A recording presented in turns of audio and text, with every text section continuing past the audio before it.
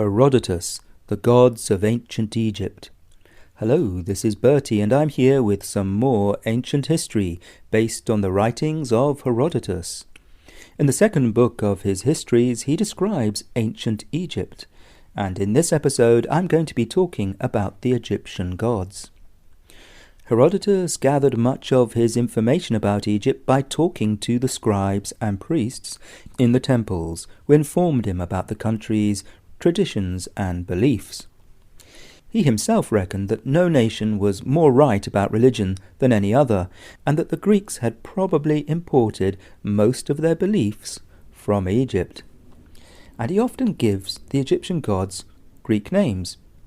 For instance, he tells us that he spoke to the priests of Hephaestus in the Egyptian city of Memphis. Hephaestus was the Greek name for the blacksmith god who worked with metal, making divine swords, armor, chains, and presumably horseshoes. Actually, the Egyptian name for the chief god at Memphis was Ptah. Ptah was also a worker god, the patron of craftsmen and architects and house builders.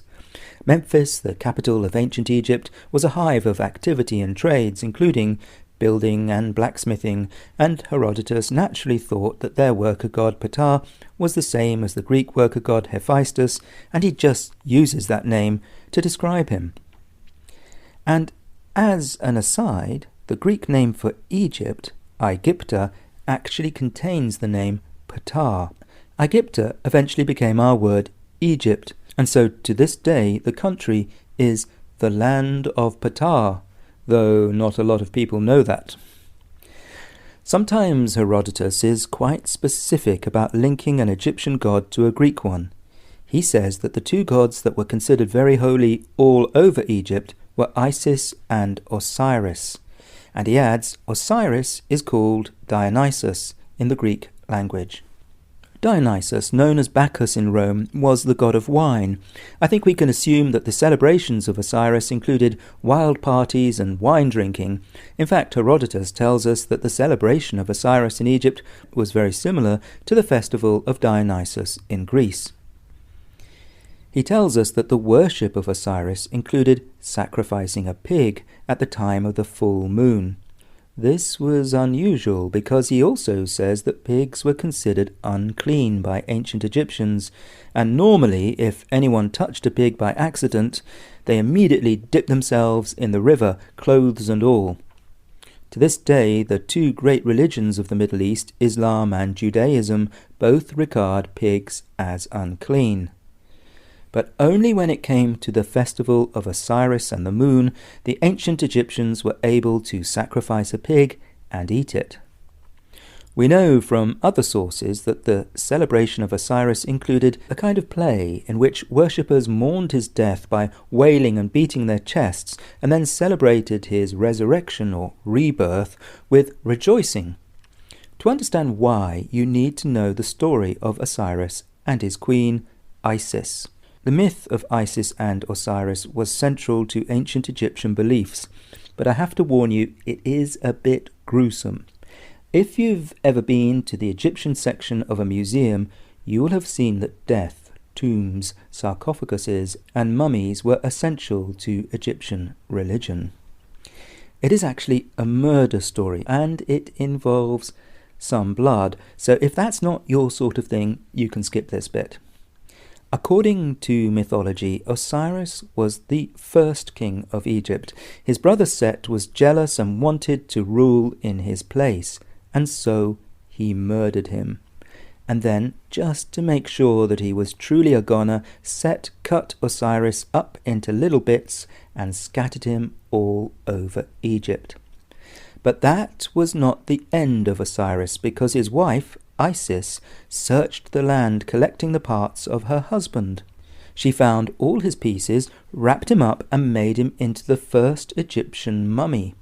Then, with the help of some of the other gods, she brought him back to life. Having conquered death, Osiris and Isis ruled the underworld and judged the dead. They were the gods of death, but also resurrection and rebirth and the recycle of life. They made the crops grow, and Osiris's skin was often shown as green, the colour of leaves and nature.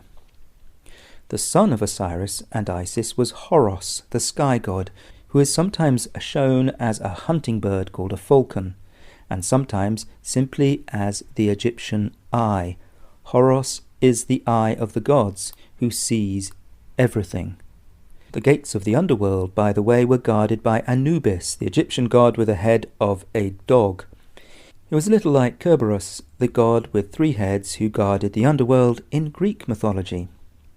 And although in Greek mythology Hades ruled the underworld with his queen Persephone, daughter of Demeter, who made the crops grow, this was not the comparison that struck Herodotus. He saw the worship of Dionysus involving wine and celebration and fertility as being strikingly similar to the worship of Osiris. Now, while the story of Isis and Osiris was perhaps the most important part of Egyptian religion, there were many other interesting gods who were popular in various parts of Egypt. For instance, Herodotus identifies the Egyptian cat goddess Bastet as Artemis the huntress. They were both, you see, protectors of women. Though to be frank, I've never seen the Greek goddess Artemis shown with the head of a cat, but the comparison was good enough for Herodotus. Now, as fans of Story Nori's Lapis know, Bastet's temple was at Perbast, also known as Bubastis, on the river Nile, and was home to thousands of cats. The priests at the temple of Bastet made many of the cats into mummies. I don't mean mothers, I mean Egyptian mummies. Some say this was to make a nice profit by selling them to the tourists. Others say it was because the death of a cat was a great tragedy in an Egyptian family, and they buried their treasured pet with full honours. The Egyptians loved their pets and mourned them when they died. Herodotus tells us that in a house where a cat has died, the family shave their eyebrows to show that they are in mourning. But if anything, they loved their dogs even more, because if a dog passed away, they shaved their entire bodies to show how sad they were. Herodotus describes the temple of Bastet as being on an island in the middle of the Nile, surrounded by tall trees. The annual festival of the cat goddess was one of the biggest parties of the year. Every year around 700,000 visitors would arrive on boats, singing, dancing and drinking wine. All this song and dance pleased Bastet, the cat goddess. I don't think there really was any goddess like Bastet in Greek mythology, but Herodotus skips over that. He also often says it would be sacrilegious to tell the stories of the Egyptian gods. Sacrilegious means it would be against religion and might offend the gods. Why would this be? Maybe Herodotus thought that if he showed that the stories of the Egyptian gods were not the same as the Greek ones, people would believe in them rather less. So this gives us something to think about. When you learn about other cultures and travel to new countries like Herodotus did, you encounter different religions. In fact, in the modern, more globalized world, many religions probably exist on your doorstep. What do these various beliefs make you think? Does only one religion have the truth? Or none? Or all of them? Or does each religion have part of the truth? And what is more important, the differences between various beliefs or the similarities?